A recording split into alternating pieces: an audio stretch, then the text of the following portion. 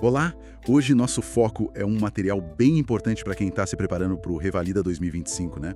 O resumo Temas Essenciais 8 Revisão Prática. Isso aí. A gente vai passar por 5 diagnósticos que, assim, são cruciais e com uma abordagem bem prática, sabe? Sempre de olho nas diretrizes do SUS. Exato. A lista inclui tabagismo, insuficiência cardíaca crônica, que a gente chama de ICC, né? Hemorragia puerperal. Também diarreia aguda com desidratação em crianças e pancreatite aguda necrohemorrágica. Isso. A ideia é pegar o que é mais essencial mesmo de cada um. Então, vamos lá, vamos começar. Vamos. O primeiro tema é da preventiva, tabagismo. Acho que o ponto de partida é sempre a pessoa querer parar de fumar, certo? Com certeza. E aquela pergunta-chave ajuda muito. Quantos cigarros por dia? Fuma há quanto tempo? Pra ter uma noção, né? Para dimensionar a dependência e para classificar a gravidade, tem a escala de Fagerstrom, que é o padrão. Aham. E os sintomas, acho que muita gente conhece. Fissura, o tal do craving, irritabilidade, ansiedade, complicado. É bem complicado. E o interessante é que o tratamento ele não é uma coisa só. Ele é multifacetado. A gente combina um aconselhamento cognitivo-comportamental. Aquela conversa mais estruturada, né? Isso. Com a parte de remédio, pode ser reposição de nicotina, tipo adesivo, goma, ou então a bupropiona. E a escala ajuda a decidir isso? Ajuda. A pontuação em Fagerstrom, se é leve, moderada, grave, ela guia um pouco esse manejo.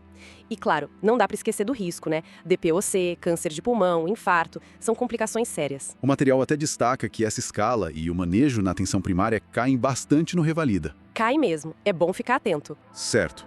Bom, saindo um pouco do hábito e indo por uma condição crônica. Clínica médica. Insuficiência cardíaca crônica, a ICC.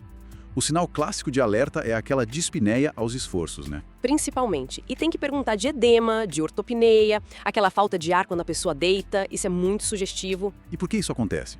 Quais as causas mais comuns? Olha, na maioria das vezes é por hipertensão, pressão alta mesmo, ou por doença isquêmica do coração, tipo pós-infarto. Para confirmar, o exame-chave é o ecocardiograma. Entendi. E tem aquelas classificações, né? Sim, a gente usa a classificação funcional da NHA, que vai de 1 a 4, para ver o quanto limita a vida da pessoa. E também classifica pela fração de ejeção do coração, se está reduzida ou preservada. Certo. E o tratamento básico? A base são os IECAs, tipo enalapril, os beta-bloqueadores, tipo carvedilol, e diuréticos, como a furosemida, para controlar os sintomas. Você mencionou antes, tinha uma atualização do PCDT de 2024. Ah, sim. O protocolo mais novo, ele reforça o uso dos inibidores da neprilisina, como o sacubitril/valsartana. É para casos selecionados, com fração de ejeção reduzida, que não melhoraram só com o básico, sabe? Entendi.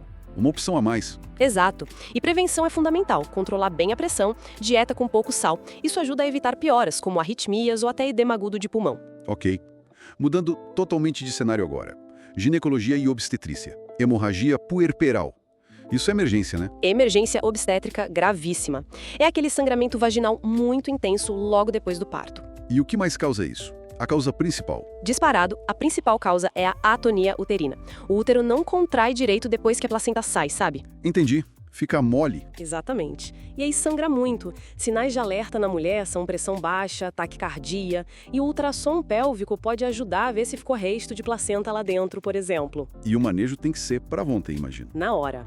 Ocitocina na veia para ajudar a contrair, massagem no útero bem vigorosa, e se tiver resto placentário tem que fazer a curetagem. Nossa. As complicações são terríveis. Choque por perda de sangue, o rim pode parar de funcionar e, infelizmente, pode levar à morte materna.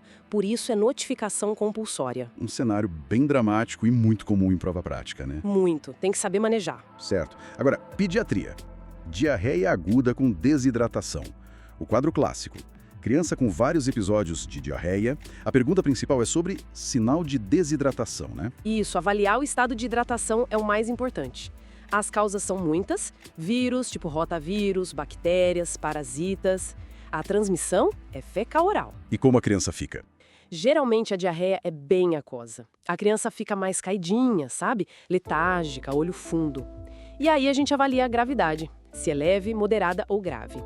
A grave precisa do famoso Plano C do Ministério da Saúde. Que já envolve hidratação na veia, né? Exatamente, reidratação venosa. Mas para os casos leves e moderados, O foco é a terapia de reidratação oral, a TRO. O sorinho caseiro ou o SRO do postinho? Isso, o SRO. E também suplementar com zinco, que ajuda na recuperação da mucosa intestinal. Antibiótico é exceção, só para casos bem específicos, tipo dissenteria com sangue. E a prevenção? Higiene, vacina contra rotavírus, água atrapada, saneamento. O básico que faz toda a diferença. E ficar de olho em sinais de alerta, tipo não fazer xixi, a moleira funda nos bebês. O manejo da desidratação, o plano C, o SRO. Isso cai muito no Revalida também. Com certeza. É um pilar da pediatria. E para fechar, Cirurgia. Pancreatite aguda necrohemorrágica. Quadro de dor abdominal súbita, muito intensa, muitas vezes descrita como em faixa. o que a gente pergunta na história? Fundamental investigar o uso de álcool e se a pessoa tem ou teve pedra na vesícula. São as duas causas disparadas. A dor é ali na dor do estômago, forte, pode ter vômito, às vezes febre. E o exame para confirmar e ver a gravidade? O padrão ouro para avaliar complicação é a tomografia computadorizada de abdômen. E a abordagem inicial? O que fazer logo de cara? O começo é suporte. Deixar em jejum, dar muito soro na veia, tipo hidratação vigorosa mesmo e controlar a dor. Às vezes precisa até de morfina. Forte mesmo. Sim.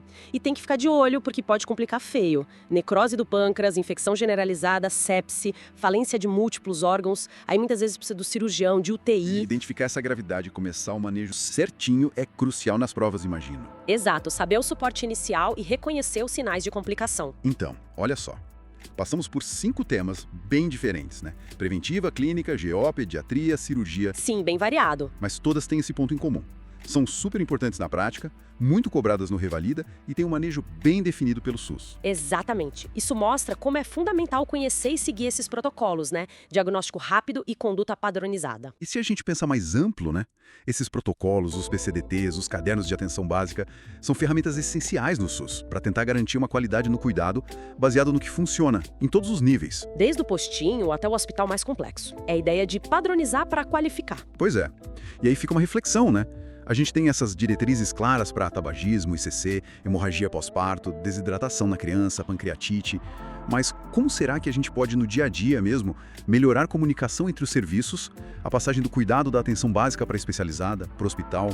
Como fazer para que essa jornada do paciente seja mais fluida, mais otimizada na prática, sabe? E além do que está só escrito no papel. É uma ótima pergunta. Como aprimorar essa rede na vida real? Fica aí para a gente pensar. Bom, obrigado por acompanhar a gente nessa análise. Valeu! Até a próxima.